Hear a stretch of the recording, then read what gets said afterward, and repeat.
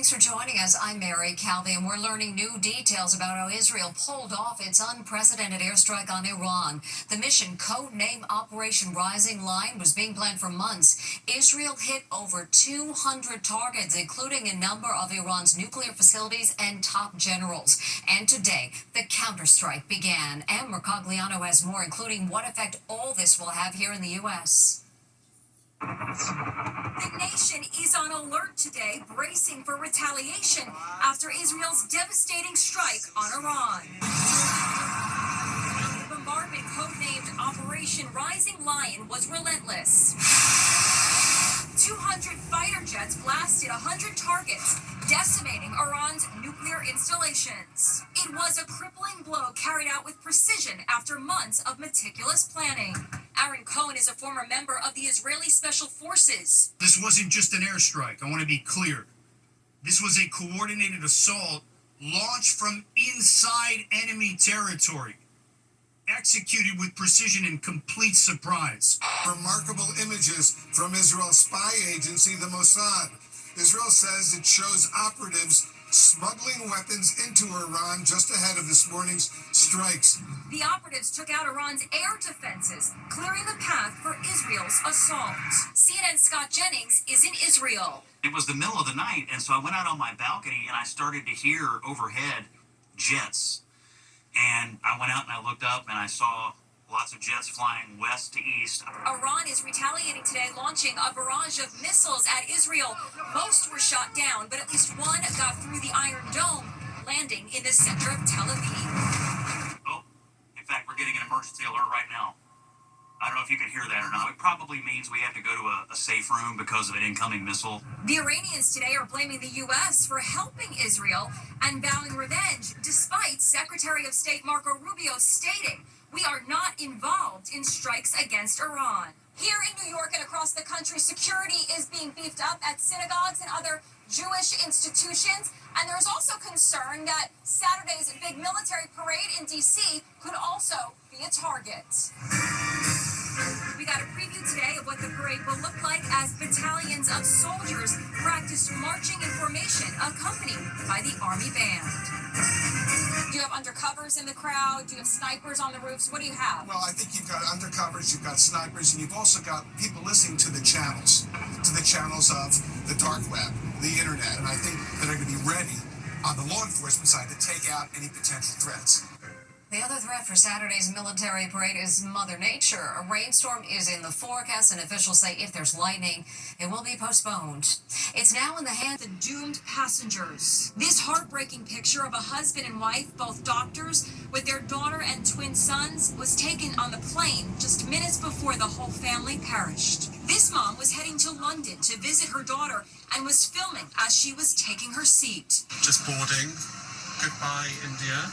This couple had been on vacation in India and were returning to their home in England. Now the seat number that sole survivor was sitting in, 11A, may become the most requested airplane seat. I just booked a flight. Guess what? I booked 11A there and back because you know what? I want to up the odds. What do you think this will mean for travel and for seat 11A? I could see there being a run on reservations for 11A right now. Another traveler posted this video with the message, "I am forever choosing seat 11A." Today, a man came forward to say he too was sitting in seat 11A on a different plane back in 1998 and also survived a crash when 101 of his fellow passengers perished. You know about that annoying prank when kids ring your doorbell and then run away? Well, there is a new challenge kids are doing, kicking doors as hard as they can and then fleeing. One poor homeowner has been targeted 18 times. Stephen Fabian has more. It's called the Door Kick Challenge. Youngsters terrorizing homeowners by kicking the front door and then running away. Social media is filled with videos showing teens causing havoc. Families across the country complain they're being frightened by kids kicking their front doors as hard as they can and then fleeing. One time could be scary enough, but one family says they've been targeted 18 times. Yes, 18 times. So now they're moving. The family captured some of the 18 incidents on their security camera at their home in Chandler, Arizona. 18 times their house was targeted.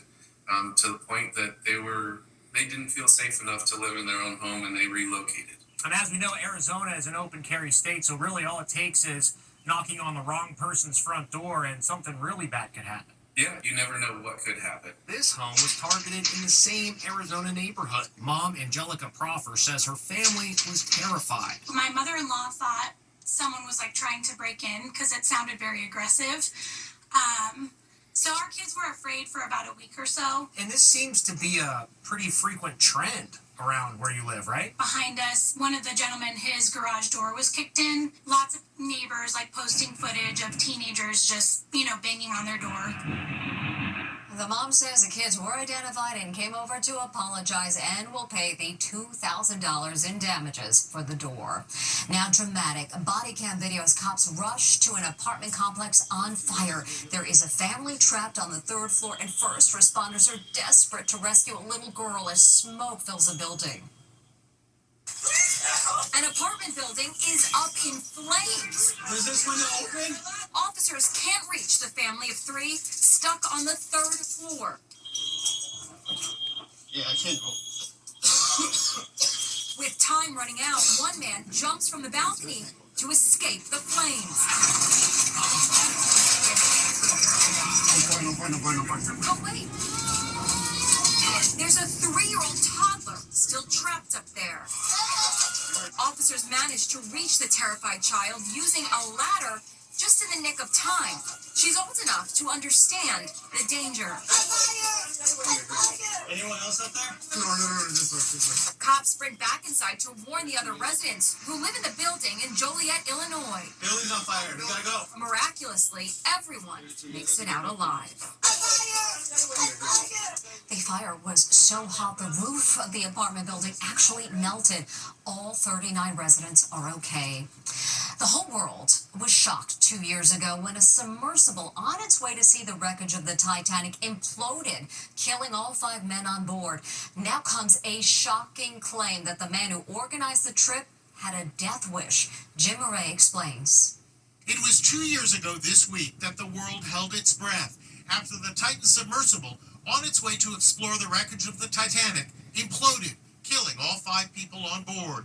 But did the man behind the operation intentionally kill himself and the others to be part of the history of the Titanic? That's the wild claim being made in a new book, Submersed: Wonder, Obsession, and Murder in the World of Amateur Submarines. The book's author, Matthew Frank, says Stockton Rush, who owned the private deep-sea exploration company OceanGate, knew the submersible could face a catastrophic failure, but went ahead with the dive anyway. And it's all run with this game controller and these touch screens. So if you want to go forward, you press forward. If you want to go back, you go back. The book quotes another submersible company owner, Carl Stanley, who knew Rush. Here he is testifying at a hearing about the disaster in a new Netflix documentary. We dove over 12,000 feet.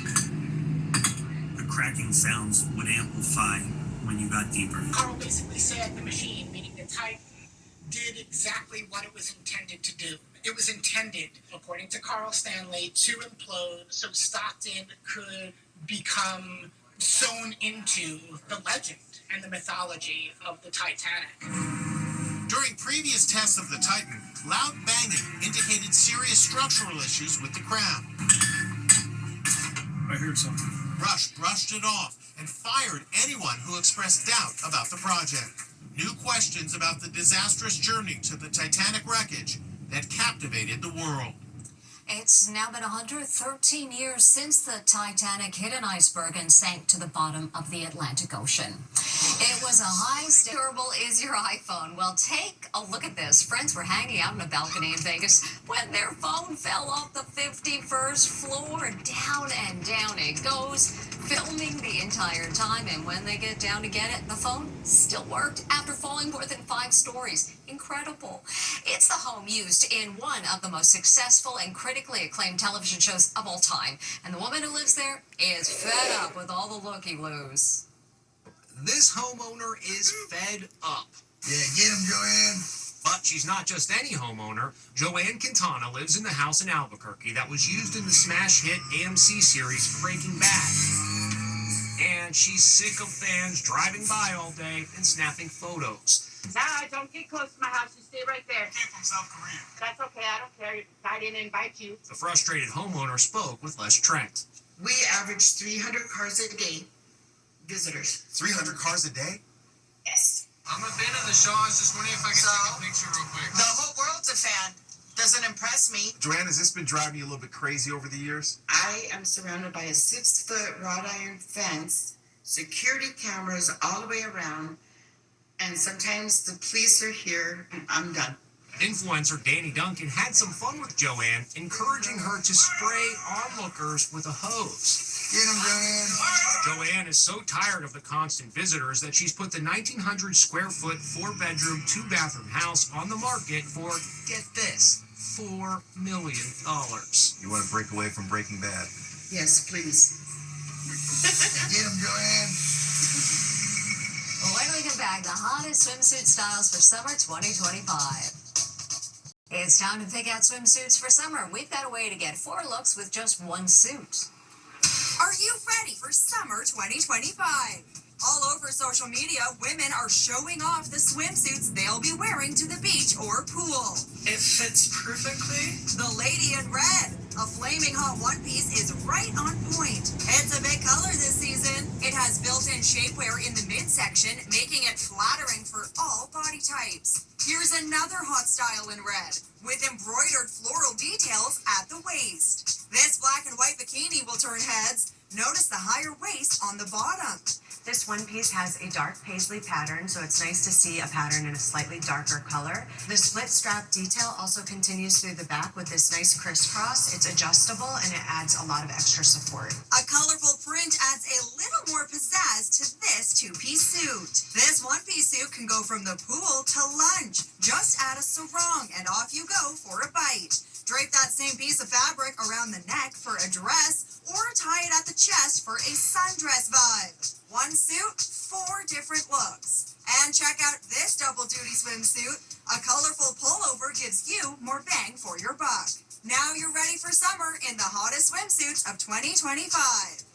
When we come back, guess who's home for Father's Day?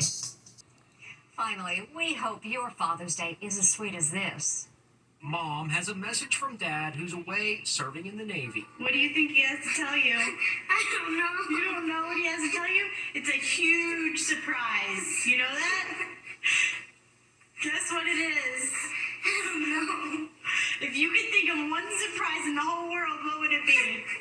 He's coming home. Yup, Dad's home, just in time for Father's Day. He doesn't want to let go. Happy Father's Day to all the dads watching.